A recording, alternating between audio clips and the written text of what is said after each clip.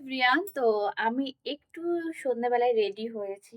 তো দেখতেই পাচ্ছ, রেডি মানে কিচ্ছু না, শুধুমাত্র লিপস্টিক লাগিয়েছি এই আর কি। সেই সকালের হলুদ দ্বীপ স্নান করে এসে যেটা নিই সেটাই।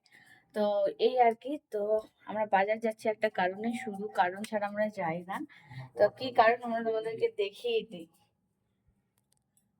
এই যে দেখো, আমাদের বেসিনের পাইপটা তোমাদের দাদাভাই ভেঙে ফেলেছে পুরো।